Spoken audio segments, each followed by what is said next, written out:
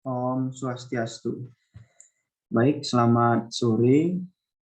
Pada hari ini saya akan mempresentasikan tentang tugas 1 dari mata kuliah pengantar dan teori arsitektur, yaitu mengenai pandangan dan pendapat para tokoh atau pakar tentang arsitektur di dunia ini. Namun sebelum saya mempresentasikan tugas saya ini, izinkan saya memperkenalkan identitas saya terlebih dahulu. Nama saya Agung Ngurah Parmaraspaki, saya dari kelas 4 dengan nomor NPM 202162121183. Baik, dalam presentasi kali ini saya akan membahas 3 topik bahasan, yaitu mengenai apakah arsitektur itu menurut Vitruvius, Mangunwijaya, dan juga Rasmussen. Lalu yang kedua, apakah guna arsitektur menurut Vitruvius dan Ronald? Dan yang ketiga, bagaimana membuat arsitektur menurut Vitruvius dan Le Corbusier.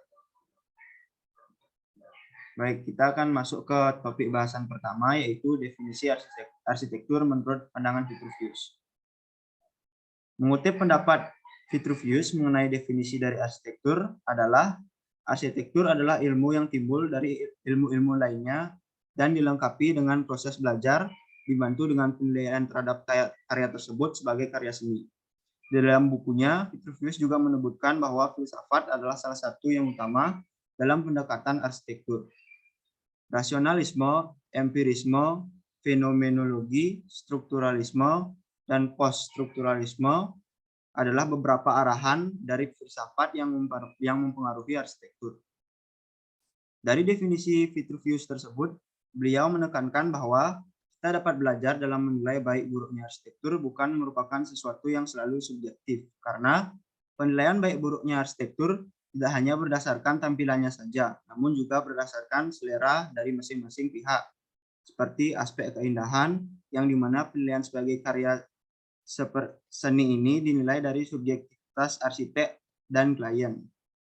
Namun dalam menilai aspek fungsi serta kekuatan sifatnya akan lebih objektif.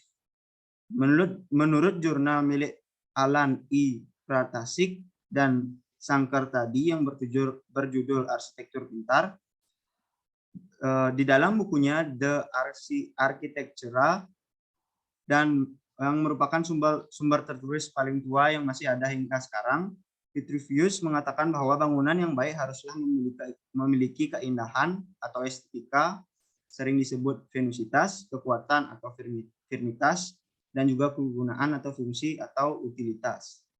Arsitektur dapat dikatakan seimbang dan berkoordinasi jika terdapat kesamaan antara ketiga unsur tersebut, dan tidak ada satu unsur yang melebihi unsur lainnya. Arsitektur identik dengan proses merancang sebuah bangunan yang memiliki peranan sangat penting dalam menyumbangkan pengetahuan dan peradaban manusia.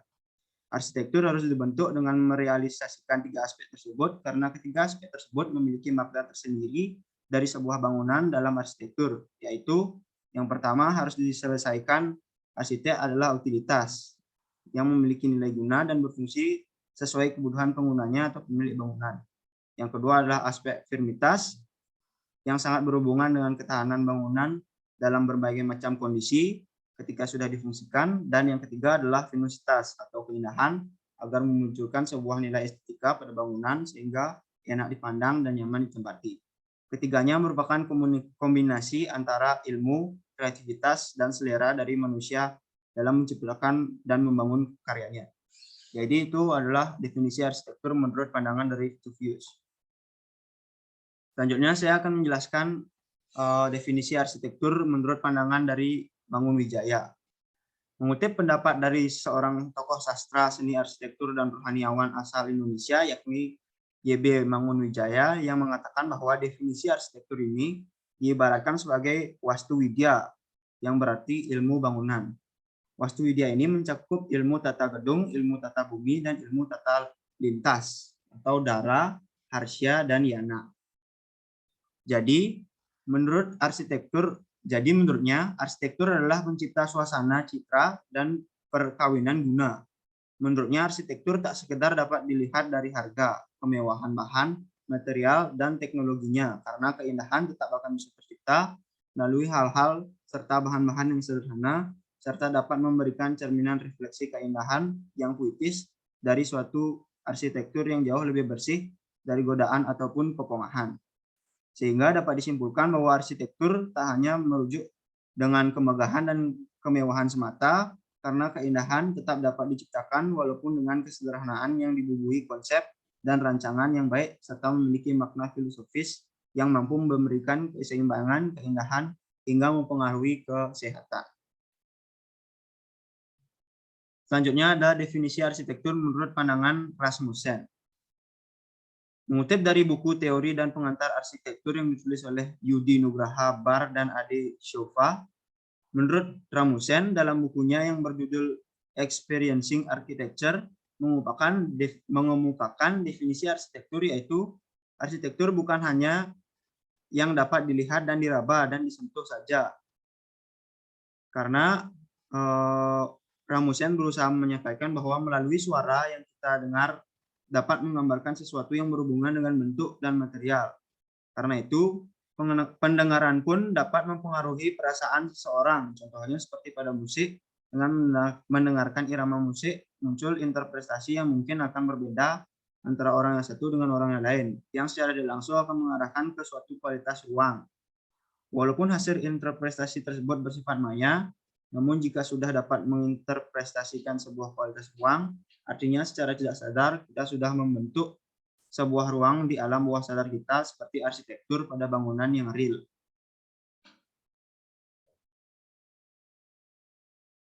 Sekarang kita masuk ke topik bahasan kedua, yaitu apa guna arsitektur. Pandangan Vitruvius tentang guna arsitektur. Dalam 3 aspek yang menurut Vitruvius harus ada dalam sebuah bangunan, terdapat satu aspek yang berkaitan dengan topik ini, yaitu aspek utilitas yang artinya fungsi atau nilai guna, sehingga berhubungan dengan topik yaitu tentang guna arsitektur.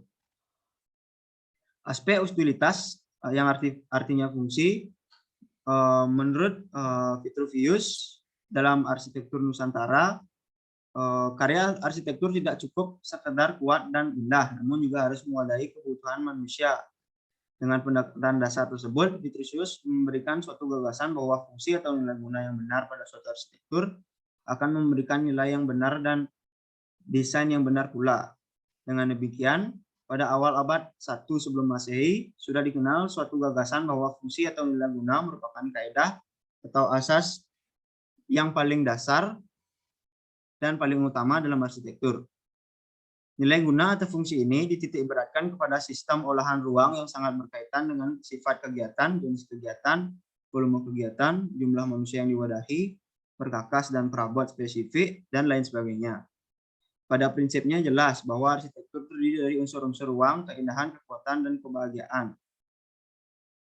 Ruang dalam arsitektur tentunya sangat berguna sebagai tempat manusia bernaung dari panas matahari, angin, hujan, tempat berlindung, dan gangguan-gangguan sebagai tempat melakukan segala bentuk kegiatan. Suatu karya arsitektur tidak hanya dapat dinikmati dan dimanfaatkan kegunaannya oleh individu saja, namun juga bermanfaat serta berguna untuk masyarakat dan lingkungan di mana karya tersebut berada karena saling berhubungan. Arsitektur yang menerapkan aspek venositas dari Vitruvius tentunya juga sangat berguna dalam menciptakan keindahan dan kebahagiaan yang menimbulkan unsur kenyamanan bagi yang melihat ruang tersebut atau yang berada di dalamnya. Karena keindahan yang ada akan dirasakan oleh panca indera, sedangkan kebahagiaan yang tersaji akan dirasakan oleh jiwa yang akan berubah menjadi tentram.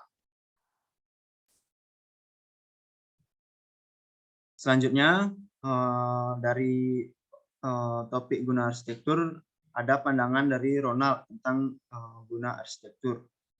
Mengutip dari jurnal yang berjudul Sebuah Presentasi Arsitektur, menurut Ronald, nilai guna yang terdapat pada arsitektur itu sendiri adalah berfungsi sebagai wadah beraktivitasnya manusia.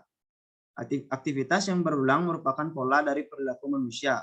Rancangan arsitektur yang baik adalah arsitektur yang berguna dan berfungsi dalam membaca dan mewadahi aktivitas serta pola perilaku yang ada pada manusia di dalamnya. Mudahnya, bangunan arsitektur adalah kebutuhan pokok masyarakat, tidak hanya sekedar benda hias atau sarana ekspresi, tetapi berguna atau berfungsi sebagai sarana ekspresi bagi masyarakat, sehingga melibatkan banyak disiplin ilmu yang lingkaran sosialnya banyak pula. Karya arsitektur yang dapat didasari oleh pola perilaku dari suatu komunitas masyarakat didapatkan karya dengan rancangan yang sesuai dengan pola tersebut. Arsitektur tersebut dapat berguna bagi mereka yang menggunakannya. Arsitektur dirancang dan didirikan dengan mempelajari pola perilaku manusia dan masyarakat yang akan tinggal di dalamnya. Selain itu, arsitektur itu juga dapat membentuk pola perilaku dari rancangan yang telah berdiri sebelumnya.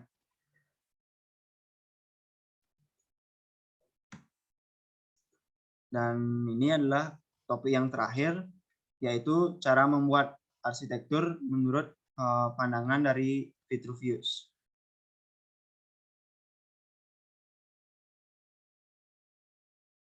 Menurut Vitruvius, di dalam bukunya The Architectura, yang merupakan sumber tertulis paling tua yang masih ada hingga sekarang, bangunan yang baik haruslah memiliki keindahan atau estetika yang kita kenal dengan venusitas, istilahnya venusitas.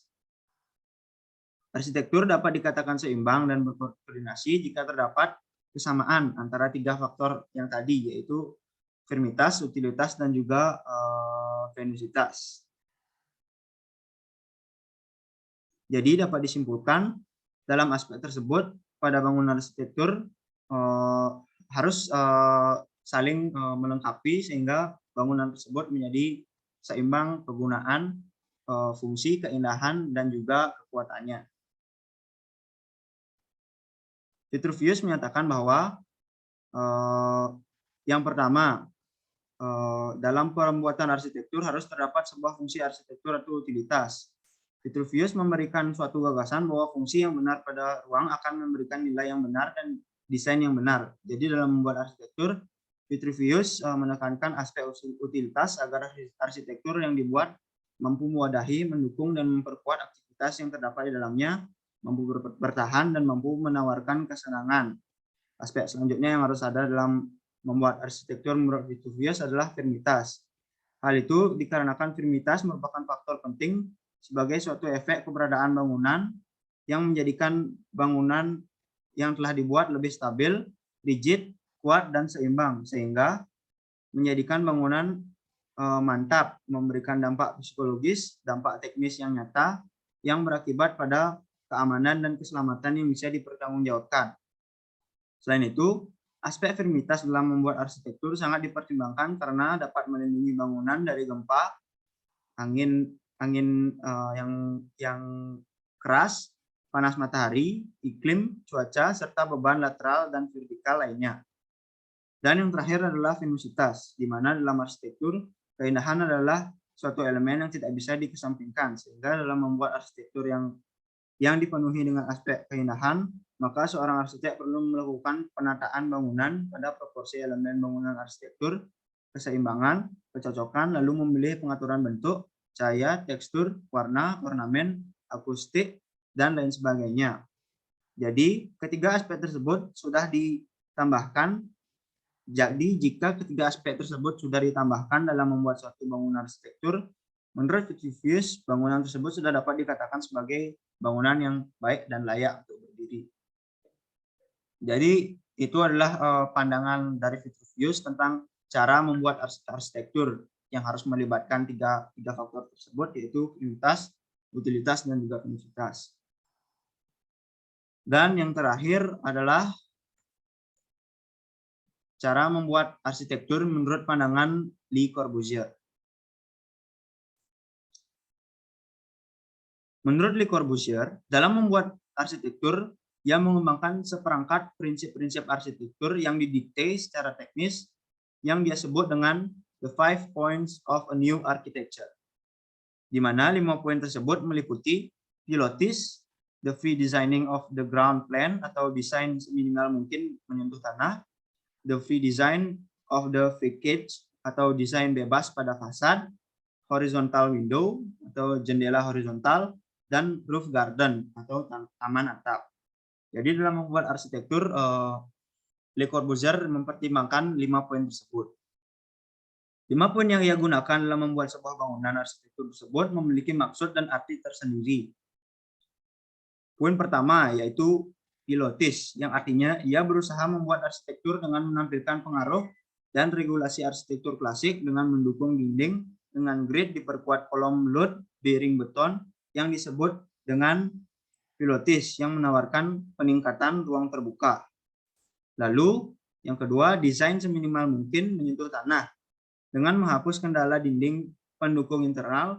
Fungsi interior dibiarkan terbuka dan tak terkendali dalam penggunaannya sehingga tidak membagi ruang sepenuhnya. Yang ketiga, desain fasad bebas, yaitu dengan pemisahan bagian luar bangunan dari dinding kemudian dilepaskan dari peran konstruksi, desainnya menjadi bebas. Lalu yang keempat adalah jendela horizontal yang diwujudkan dengan dimasukkannya pita jendela yang memperpanjang fasad hunian horizontal sehingga semua kamar akan memperoleh cahaya yang sama dan memberikan pandangan selektif dari lingkungan sekitarnya. Dan poin yang terakhir yaitu roof garden sebagai sarana membawa alam ke dalam rumah dengan memanfaatkan atap untuk taman alami dan menciptakan atap tumbuhan yang memungkinkan untuk meningkatkan view. Jadi kelima poin ini adalah prinsip yang dipegang oleh Le Corbusier dalam membuat sebuah bangunan arsitektur yang penerapannya dapat terlihat jelas pada Villa Savoye seperti gambar di slide. Selain itu, Corbusier juga merupakan seorang yang fungsional serta tidak menggunakan gaya historis.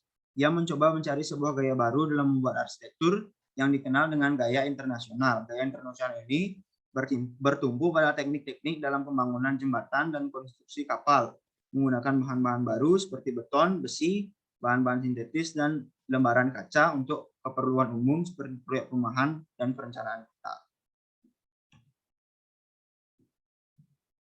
Baik, sekian presentasi yang dapat saya paparkan dan jelaskan pada kesempatan kali ini.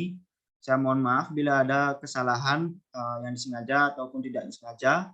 Terima kasih atas perhatiannya. Akhir kata saya ucapkan terima kasih dan saya tutup dengan informasi.